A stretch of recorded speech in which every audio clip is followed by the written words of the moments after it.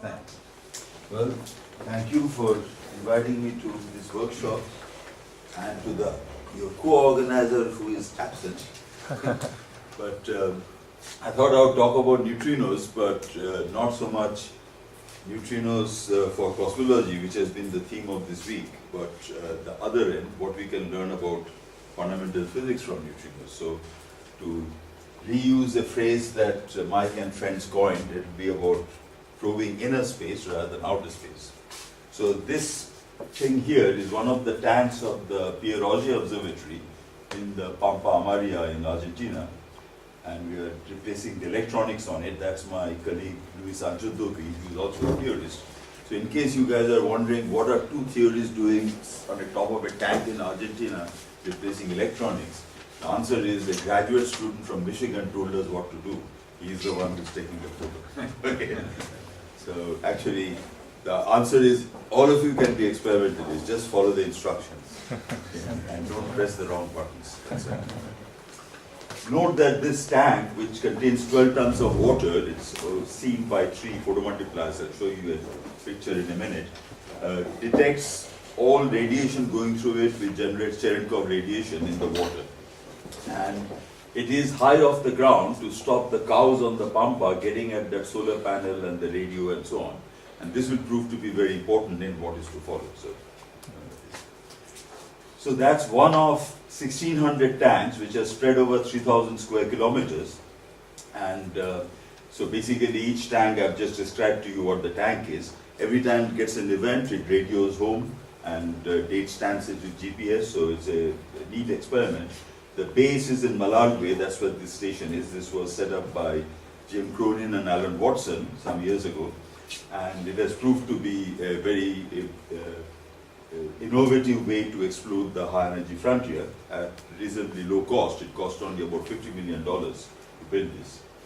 And there are 4 hills surrounding this 3,000 square kilometers on which we have these fluorescence cameras. They're Schmidt cameras. They can look at the sky over a very wide angle. And what they are there for is to see the track of the cosmic ray in the atmosphere. And with a setup like this, which is huge, it's the biggest cosmic ray detector in the world, but you need that because the flux of these particles is very, very small.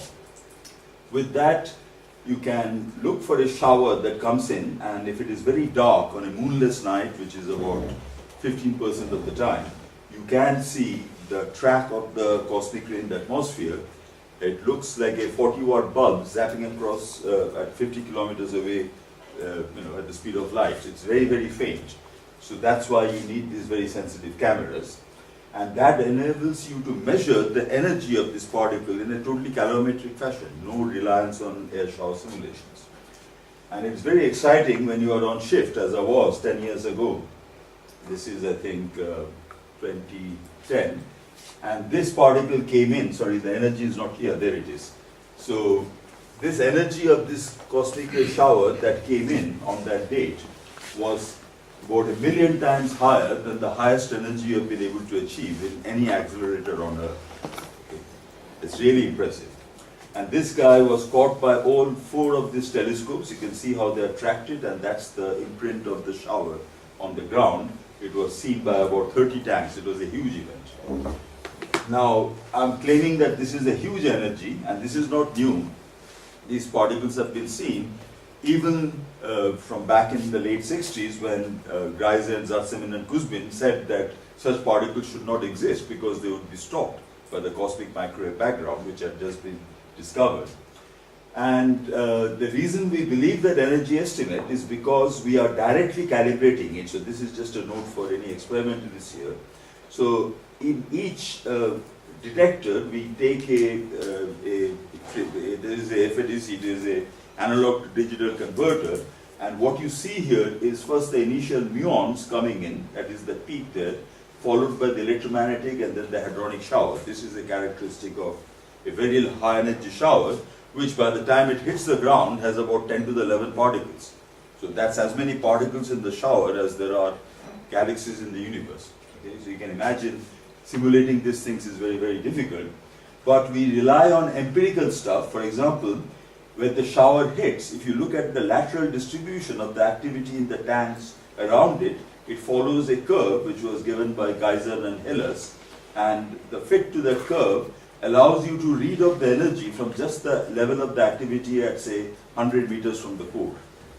And that matches very well with the 10% of the showers where you can measure the energy directly by observing the rise in the atmosphere, peaking and then dying out. And the integral under this gives you the energy. You have to make a little allowance for the bit that goes into the ground.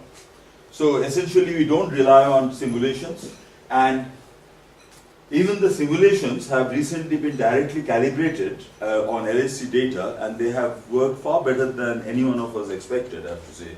In fact, surprisingly, they work better at explaining the run one data than did the in-house Monte Carlos that high energy physicists use. So all in all, this is a success story. We know how to see very high energy particles, we know how to measure their energy, and when we see them stereoscopically, we can even see their direction to within half a degree. So of course, this is the old question, where do these particles come from? If you just ask what sort of a object is needed to even hold them in place, far less accelerated. You need a huge size or a huge magnetic field, and to contain a particle of that energy, you have to be on that red line track if it is a proton. And you can see that all the usual suspects for what accelerates particles in the universe fail to do it by a large margin. The only possible candidates are gamma ray bursts, which could have huge magnetic fields, extended radio lobes of quasars, and the central engines, the active galactic nuclei, the black holes at the centers of these objects. If they were ion nuclei, then it's a bit easier because the rigidity is what matters, the momentum per unit charge, and that's different for protons and ion nuclei. Just an amusing note, to make that particle that we saw using LHC technology will need a ring as big as the orbit of Mercury. Okay? And nature somehow manages to do this without our understanding how, but that's a different problem. Today we'll focus on how to use these conditions. So this is the cosmic ray spectrum multiplied by e to the 2.5 to flatten it out and indicate various features in it. For example, the bend in the spectrum, which people think has to do with the galactic population being replaced by extragalactic particles. The angle is definitely an extragalactic component coming in like that. This is more tricky because it's hard to generate a convex bend in a spectrum. You have to tune two spectra to do that. And here we see the spectrum being suppressed at the energy that was predicted by Geisen, Zatsepin and Kuzmin.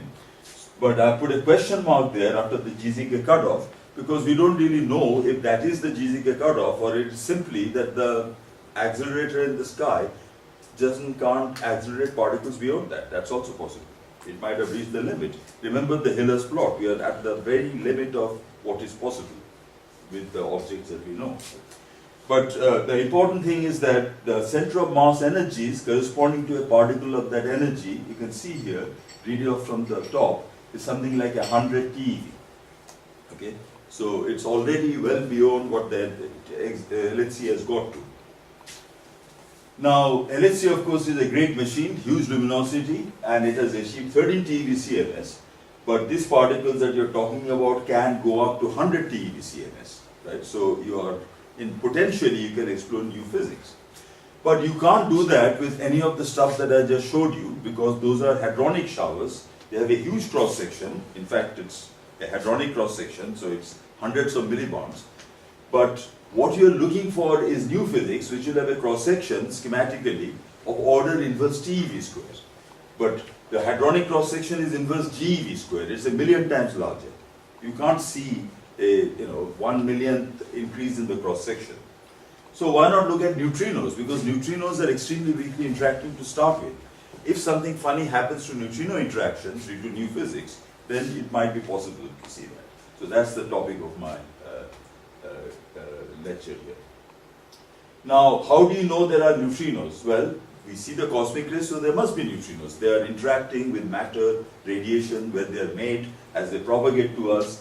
So for example, those GZK interactions of the cosmic rays on the microwave background, they are moving at such a high boost, So the gamma factor is 10 to the 10 for a proton of 10 to the 10 GeV. A 10 to the 10 gamma factor means that a microwave photon, which is like a milli-electron volt, is going to be boosted by 10 to the 10 to 100 MeV. So you can excite the resonances of the proton, the delta 1232 in particular, and that will then decay into pions, give you a huge number of neutrinos. Then, of course, the sources of these cosmic rays will also have matter and radiation around them, and that will give you a somewhat larger flux. I'll discuss all this in detail. And finally, there has been speculation that you could have some exotic source of neutrinos, for example, leftover super heavy dark matter particles, cosmic strings, whatever, anyone's guess, right? However, I'll start by pointing out that this has now been ruled out. I mean, we worked on this for several years, but experiment dictated that it's not something that nature has chosen to do. Why has it been ruled out? Because in all these top-down models, so to speak, what you create is a heavy particle that then decays, so you have to calculate the fragmentation spectrum of a heavy particle. And just as when the Z boson decays, most of what it produces is photons, a little small fraction of nucleons, and most of the energy ultimately goes into neutrinos. And it's the same for a heavy particle. You just got to measure Z boson decay at LEP and then evolve it up in energy using the so-called DG-LAP equation. So these are all standard calculations. There's no ambiguity there. So in fact, it had been proposed that the cosmic rays that a detector called AGASA was seeing, which were isotropic on the sky but had energies beyond this GZK cutoff, it was proposed that they were coming from dark matter, because dark matter halo is the only thing which is nearby and also isotropic. Right? You need something. Now this is a nice model because it is falsifiable. You can calculate the energy spectrum from Qcd fragmentation, as I said. You can determine that the composition should be photons rather than nucleons. Photons should outnumber nucleons by at least a factor of 2 to 1. And the ratio changes with the energy. And also, because we are not at the center of the galaxy, sitting out here in the suburbs, we should see an anisotropy, you should see a dipole, if you had enough events. Unfortunately, if you calculate that, you need about 600 events to actually see the dipole at 5 sigma. We don't yet have 600 events. But we have already ruled this out from that prediction that I said, that the photon fraction should be high for a top-down decay, and photons can be distinguished from nucleons in an air shower array like Auger, because the depth of maximum in the atmosphere is very different for photons than for nucleons. We can separate the two very cleanly, and this is the upper bound that Auger set on the photon fraction. This was some years, 10 years ago, and so basically it's a few times 10 to the minus 3, whereas the prediction from our super heavy dark matter model is up here. And to refer to something that Mike mentioned yesterday, Tom Weiler's Z-burst model is this one here. In the Z-burst model, a high-energy neutrino is the primary, comes in, hits a relic neutrino near us, makes a Z boson which then fragments. Everything is calculable, no ambiguity, therefore it can be falsified. So that's why I'm always asking, when somebody comes up with a crazy idea, how to test it. This was tested and it was ruled out. So we are left with the neutrinos from the sources. So what is the source? We have no idea. It could be active galactic nucleus, it could be extended radio lobe, it could be a gamma ray burst, it could be something no one has heard of. But we can kind of think of it as some kind of an accelerator that makes particles that are dumped in some target that makes neutrinos. Okay? And some time ago, Waxman and Bacall came up with a simple idea for how to calculate this neutrino flux. They said, we know the spectrum of cosmic rays, they are being made by the same sources. So let us just normalize to the cosmic ray spectrum, and then you get the neutrino flux just proportional to the cosmic ray energy at the high energies. So they normalize to the cosmic ray flux beyond the ankle at 10 to the 9 GeV upwards. And then, of course, the usual factors is cosmic rays are rattling around in the universe for a Hubble time, and this is the fraction of the primary cosmic rays going into neutrinos and so on and so on. So when you put all the numbers in, you get some flux like this. This they quoted as an upper bound on the neutrino flux. But of course, if I put in some claim that this is the mechanism, then I can convert that into a flux expectation, which is, if you like, upper bound, but you know, it's some kind of a target. This is the target we are aiming for. And finally, the GZK process, which I've already described to you, will also create neutrinos, both anti-electron neutrinos from the neutron decays and muon neutrinos from the pi to mu chain, just as they do also in the atmosphere. And that flux will have therefore two peaks. This is the peak from the neutrons at low energy anti-electron neutrinos, and this is the high energy muon neutrinos. And this band here is the envelope from that Waxman-Bakal limit, which, as you would guess, is higher. All these plots look odd because they've all been multiplied by various factors of E just to, highlight the features. So, of course, this is not entirely certain. It's often called the guaranteed flux because we know there are microwave background photons, we know there are cosmic rays, but there are uncertainties to do with the fact that we don't really know how the sources evolve, etc., etc. However, recently with Marcus Ahlers and Francis Halzen, we managed to pin this down very precisely by observing that this process also will make neutral pions, which decay into gammas. The gammas are very high energy, but they'll cascade down on intergalactic photons to create a low energy background of photons. And that low energy background must not exceed what Fermi has measured as the diffuse gamma ray background. Right?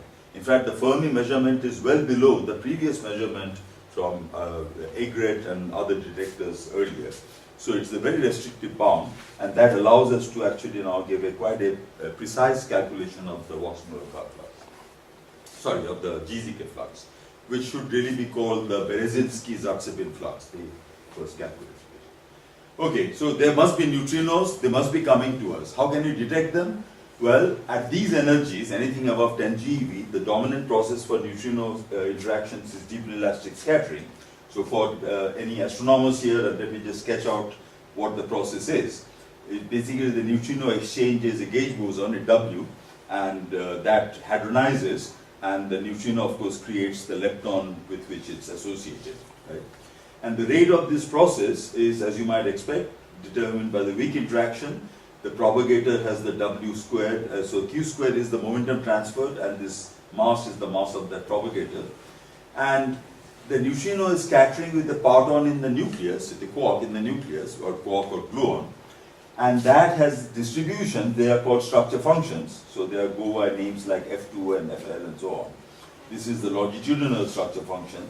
And these are basically probabilities of finding a proton with a given momentum square, and where the struck parton will carry away a certain value of the initial particle's momentum, and that is called the Bjorken X variable.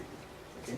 Now these things are measurable, and you can see here that as I increase the momentum transfer, this term will decrease, so the cross-section goes down with increasing energy, but the parton distribution functions go up, so there is a competing effect, and we have to therefore calculate it properly. We can't just estimate it by looking at this equation. But we can observe already that most of the contribution to the cross-section will come from this term when these two guys are comparable. In other words, when Q squared is of order NW squared. Yeah. And the X value corresponding to that, the Bjorken X, is given by this number here. So as the neutrino energy increases, lower and lower X values are being probed. This is important because we can calculate these structure functions at leading order and also at next to leading order. In fact, today we can calculate it at next to leading order. But ultimately we have to rely on measurements made at accelerators for what these values are. And in fact, the reason that is important for high energy neutrinos like the ones I'm talking about is that this is showing what fraction of the cross section comes from a certain domain of X and a certain domain of Q squared. So if I look at S of 10 to the 8 GeV squared, then you can see here that 50% of the cross section is contained, is going down to X of 10 to the minus 5. You're going down to very low X values. If I go to higher values of the initial neutrino energy, then I'm going down to X of 10 to the minus 7, 10 to the minus 8. Very, very low values of the X, which I remind you is the fraction of the parton's fractional momentum which is carried away. So we need to have measurements of parton distribution functions down to as low X as possible. if I were going to do neutrino astronomy, right? In fact, for neutrino energy is much higher than 1000 TeV, which is what we have got to today. We have to actually evolve them further using something called the Qcd, Gribov, Lipatov, Alderedi, Parisi equations, which essentially evolve, well, basically take into account the running of the strong coupling with energy, with Q square. That's basically what those equations are. Right? And of course, you have to include electric corrections and all that. But here is a picture showing you what has been achieved experimentally. So this is Q square, 1,000, etc. And this is X. And the experiments which were done at Hera in Hamburg, not far from here, in the 90s, they were the first to explore the low X region. Okay? Previous fixed target experiments which were done at CERN and at Fermilab and SLAC, they were all at much higher values of X. Hera and Zeus and H1, the two experiments at Hera, went down to extremely low small values of X. Okay? And they discovered something very, very interesting and totally unanticipated. Nobody had predicted it. Well, to be fair, nobody had predicted it except some Russian theorists as usual, who had been so obscure nobody had taken any notice of them. But what they found was that in simple terms, when you look at the nucleus at very low X, you can forget about the valence quark. So this is the valence quark distribution in a proton. And typically you're looking at high X, 0.1, etc. So that, as you know, is up quarks, down quarks, whatever. But actually when you go to low X, the nucleus is basically a ball of gluons. This is the gluon PDF. In fact, it has been divided by 20 in order to bring it down. It actually goes up like that. Okay? It's basically a ball of gluons. The gluons multiply to the extent that their density is huge compared to that of the quarks. So to first approximation, I just need to look at not the singlets, but just at the gluons. And this has a big impact on the neutrino cross-section. And that is why I got into the game, because as it happens, my wife works on these structure functions, measures them at Hera, and I realized that this would have an impact on the neutrino cross-section at high energies relevant to the IceCube experiment, which I had just joined. And this is our estimate in 2008 of using the detailed Zeus data to calculate the PDFs and then to input that into the cross-section. So this has got lots of technical detail. I will not go into it here. You have to make corrections for heavy quark thresholds, because at the energies we are going to, the nucleus is not just up and down quarks, it will have strange quarks, it can even have bottom quarks, top quarks, which are all virtual. You are generating them by splitting from the low energy quark distribution functions. So this is the cross-section we calculated using those PDFs, and it was worth doing it. The previous calculation which had been done by Chris Quick and collaborators, who first did such a calculation for the neutrino physics community, had used a very old PDF set which is from the CTEC collaboration, and in fact we found a big difference from what they had got, because they had not taken this Hera data into account, which of course came after that. So it was worth doing this calculation to get an up-to-date estimate. And remember, without knowing the cross-section, you cannot extract a flux. You have to know the rate at which the neutrino should interact with your detector. And in fact, the cross-section we calculated is in good accordance with all the low-energy data. Low-energy experiments, low-energy meaning up to a few hundred GeV, they have been done at CERN and elsewhere at Fermilab and so on, and they go up to a few hundred GeV. This was a very good agreement with that. Notice that the calculation you're doing is perturbative QCD, DG lab, and it actually fits all the data to date. There is no need or illustration, as far as I know, of any non-perturbative effect here, which is very surprising actually, because we are going to x values of 10 to the minus 5. There are log 1 by x corrections, and you would think that log of 10 to the 5 is a large number. Nobody knows why. But people speculate. So for example, if I plot log of 1 by x versus q, and this is lambda QCD at 1 GeV, and obviously higher, you find that the regime that normally you should expect the perturbative QCD to work in is here. As you go up into this regime, these terms become important, and you're supposed to do something called BFKL resummation. These are 4 Russian theories. And the idea physically is illustrated in this picture, Here the gluons are dilute. Okay, the partons in the nucleus are dilute. It's a dilute gas, perturbative QCD works fine. Here they are increasing in number and they should overlap, and at some point the thing should saturate. Right?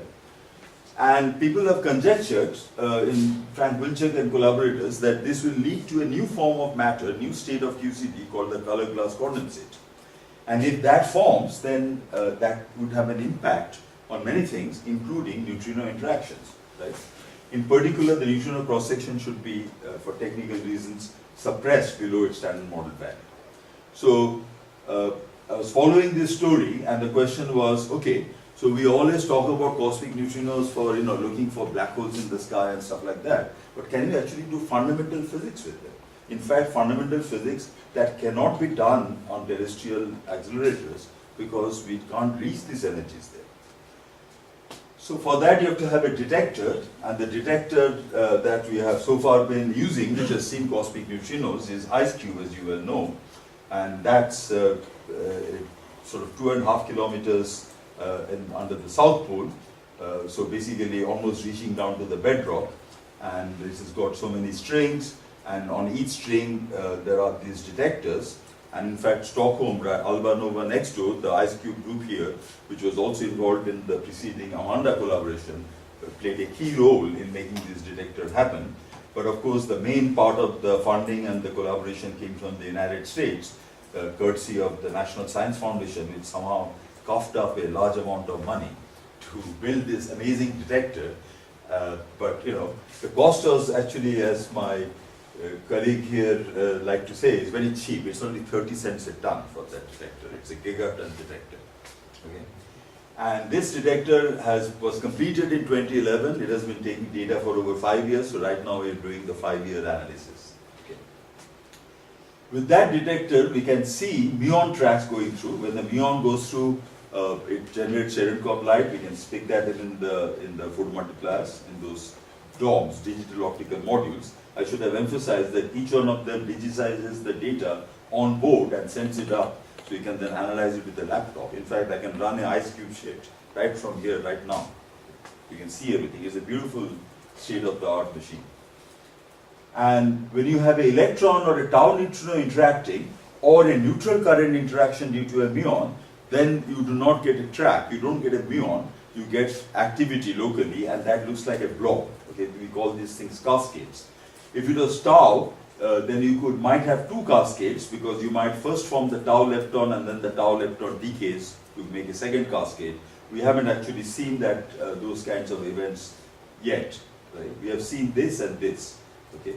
So here the pointing is good, but we don't have a good measure of the energy because the muon zaps through, so you don't know how much it took out. Whereas here we have a contained amount of energy. We can measure the energy quite well, but the direction is very hard to get, because that comes only from the timing of the detectors. That color coding is the timing, and so you have to do it. You have to make a guess, and the guess is only put to about 25-30 degrees. So what have we done with this detector? Well, as you would have heard over the last few years, we have actually detected cosmic neutrinos. First, we started by detecting atmospheric neutrinos, which are the neutrinos generated due to the same cosmic ray air showers that we started by talking about, which interact in the atmosphere. They make huge amount of neutrinos. We have measured that flux all the way from 1 GeV or so, all the way down to something like 100 TeV. And at that point, we find a harder spectrum. So this is the energy squared times the flux. So an e to the -2 spectrum would look horizontal on this plot, and we actually detected those black lines there. That is our so-called high energy starting event flux that was measured about 3 years ago by a tour de force of analysis against a huge background, million times larger than that. The previous limits are all up there. We are consistent with that, and there was a flux limit set by the Waxman-Bakal limit is there. We are below that, but of the same order, which is intriguing, although the two are not directly related, I should emphasize. We haven't yet seen this GZK flux, that is the next target. Note that it goes up to 10 to the 10 GeV. In principle, with a detector like this, we can measure neutrino interactions up to 10 to the 10 GeV which would correspond to something like a few hundred TeV center of mass, and allow us to explore some of this new physics that I mentioned. So in little more detail, as I said, the cosmic prismatic air showers, the muons and the electromagnetic and the hadronic shower come at slightly different times. We measured the neutrinos from that, and these are our measurements of the muon neutrino flux. Recently, we have also measured the cascades due to electron neutrinos. We should also expect a flux of neutrinos from decays of charm and other heavy hadrons made in the atmosphere.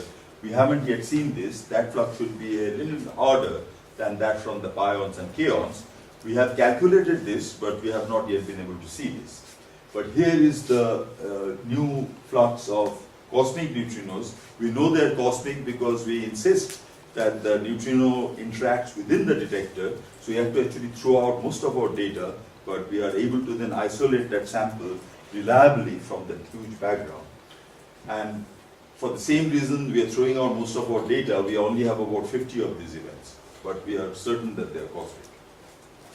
Okay, so I'll skip over this. This is to give in more detail that you actually don't just make pions and kaons. At high energy, you also make charm particles. They are very, very short-lived, so they can decay before they interact, as opposed to pions and kaons, which interact before they decay. So their distribution is peaked strongly forward, and you can then see it, well, we measured it in forward physics experiments. Cosmic ray physics is forward physics, completely distinct from collider physics, where you're looking at large transverse momentum. But cosmic rays and atmospheric neutrinos have been very important. They have been responsible, for example, for the Nobel Prize that was awarded last year for the discovery of neutrino oscillations, which was done looking at the zenith angle dependence of this atmospheric neutrinos. Unfortunately, the mine in India where they were first discovered was a gold mine, and it might reopen because the price of gold is going up, I'm told. But right now we don't have a detector. So let me come now to my bottom line, thank you, which is that we are now beginning to do proper measurements with IceCube. So we have this flux, and so IceCube is at the south pole, and we can look through the Earth at the flux of neutrinos coming from below us. And that gives us access to different path lengths to the Earth. Okay? So you can measure the absorption, the attenuation of neutrinos in the Earth. At these energies, neutrinos are attenuated. They don't just pass through the Earth. That attenuation is a measure of the total cross-section, and this is, for example, a part of a thesis that some Sandy Miareki, she's at the Los Alamos National Lab. She did it. She just finished a thesis, and what she did was to take our cross-section, put it into the neutrino generator that we use in IceCube, and we ask for whether there is consistency between the measurements that she is making and the expected cross-section. So this is actually the cross-section. We have meanwhile updated it using the latest PDFs data. We have compared with other PDFs. So for example, there is very good agreement between what is from the CTEC group, CT10. You say the CT10 uncertainty was very large, but actually it becomes consistent with what we calculate once we throw away certain members of the CT10 set, which are unphysical. They would have led to a negative longitudinal structure function, for example. So nowadays people have started doing these checks to make sure that they have consistent PDF sets. Pretty good agreement. You can see this is 10%. Okay? So everything agrees to within a few percent. When you take that cross-section and when you put it in, so basically I don't have time to go into the details of the analysis, but it's a standard analysis. You measure something, you have a null hypothesis, and you ask to what extent you fit your null hypothesis, or reject. You can reject the null hypothesis, which in this case is the standard model cross-section at NLO calculated using the Zeus 1.5 PDFs, right? And using that, there are of course some uncertainties. There is, for example, a prompt flux which can change the thing a little bit. We haven't yet seen that. Then there are uncertainties in the production of these things. They all come from experiments. There are systematics to do with how well you can measure light in the ice, the air bubbles that can scatter the light. The Earth model, surprisingly, they claim that the density of the Earth is known to 1%, but it's called the preliminary Earth model. And it has remained preliminary for the last 30 years. So I'm not sure if that is actually true. But anyway, that's what it is, right? So Sandy put in everything into it, and this is our answer, which is, well, it hasn't yet been published. It will be in Nature soon. So this is a plot of the cross-section over the energy, just to reflect the fact that at low energies, the cross-section is proportional to energy. So it will be a horizontal line. And here is the compilation of laboratory data from the particle data group. And this is the measurement that has now been made with IceCube, going up to a TeV, up to 1000 TeV. Okay? And that band is the uncertainty, and the prediction from our calculated cross-section is that. So the measurement is within 30% of the calculation. Okay? Of course, you have to wait for the fact that neutrinos, antineutrinos, neutral currents behave differently than charged currents and all that stuff. But I think this is actually, I was pretty thrilled, first of all, that our calculation was correct, but also that we are actually now doing particle physics with IceCube. Not just neutrino oscillations, but the high energy frontier. That most definitely is the high energy frontier. The LHC is down here. If you put the Quigg et al. Cross-section up there, what would it look like? How That would be just on the edge of it, because it was 40% off, as I mentioned, from what we calculated. 40%. And this is confirming us within 30%. So it'll be just on the edge of it. But, so yeah, we are just getting to the point where you can start telling the difference. But that, of course, is not a big surprise that the standard model works, who would not expect to. On the other hand, as I've already told you, lots of things can mess up the neutrino cross-section. Okay, people speculate about leptoquarks, new dimensions. So let me, if I could have 2 minutes, I'll give you 2 quick examples of how, this is to just show you that there is also something called the inelasticity, which also agrees with the, which is also a very sensitive proof of new physics. And that again agrees very well with what we calculate.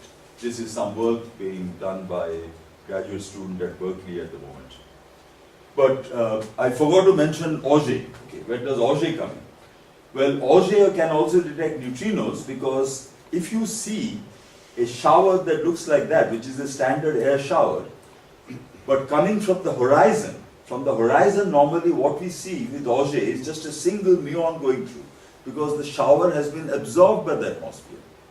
But a neutrino can come through the entire atmosphere and interact very close to you. Okay? A hadron cannot do that. So if I see a shower like that, but coming from close to the horizon, then it would be only be a neutrino. Right? And that is a search that we have been doing in Auger, and the rate of those neutrino events would be proportional to the flux and proportional to the cross-section. But there is another way we can see neutrinos in Auger, and that is using the fact that those tanks were high enough off the ground that the cows couldn't get at the electronics, which means that you have a little solid angle towards the ground. And what that means is that a tau neutrino which enters the earth here can create a tau lepton which at that energy travels several hundred kilometers, and it emerges from the ground. Okay? So it comes up from the ground, and you can see that if your tank is a little above the ground. And why are there tau neutrinos? Well, because oscillation should equilibrate the original flux, whatever it is, close to 1 to 1 to 1. And this rate is still proportional to the flux, but it is not proportional to the cross-section, because if I raise the cross-section, there is more absorption in the earth. So the two effects counter each other. So you see, now we have a handle on the cross-section by comparing the rate of quasi-horizontal events with upward-going events. They have different dependence on the cross-section. One is proportional and the other is inversely proportional. So if I take the neutrino cross-section, and the expectation in this new physics, for example, the color glass condensate, is that rather than keeping on rising like that as energy to the 0.35 or roughly, it will actually saturate. This is due to color glass condensate forming gluon saturation. This is an intermediate thing, which is a BFK resummation that has been conjectured. Okay. What we pointed out, and this is when Louis and I were doing that shift, it was very boring, so we did some theory on the side, that if we build a large enough detector, which we called Super Auger, okay, and exposed it for 10 years, so you get enough events, then with the Waxman-Bacall flux, which by the way you have now seen, something of that order, we would be able to see so many quasi-horizontal events and so many earth-skimming events if it was the standard model. But if it was a color class condensate, then you would see this and this. So to the extent that we can tell apart this guy from that guy, we can actually say with that measurement that the neutrino cross-section is closer to color glass condensate than to standard model. Okay. This was exciting that we could actually start doing this. And of course, this, the error bars simply reflect the uncertainty, the statistical uncertainty in the measurement. No systematics are included here. Right? So this was very exciting. Unfortunately, the Super Auger, which was another name for Auger North, which was proposed to be built in Utah, never happened. Now, since I'm running out of time, I'll skip over some slides where I was also showing that there are predictions for changes in the cross-section due to sphalerons in the standard model, due to formation of many black holes in the standard model. Let me just skip to the bottom line. My bottom line is that we can do very, very interesting physics with high-energy neutrinos.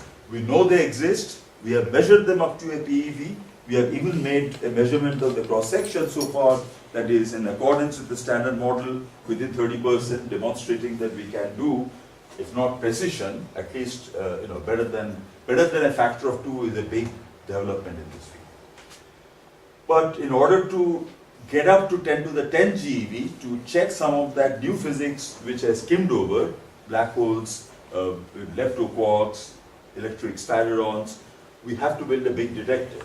And that proposal is currently under discussion, generation 2. Gen 2 is also the name of a penguin, hence the pun. And Pingu is the infill here which will measure neutrino oscillations. That's one proposal. But actually, our calculation was really done for a huge ground-based air shower array like Auger North, which had been proposed, which would have been a lot bigger than Auger. Unfortunately, that didn't happen. In fact, now people are thinking about doing things from the sky. So there is a proposal, current version of it is called Poema. Chicago is leading that.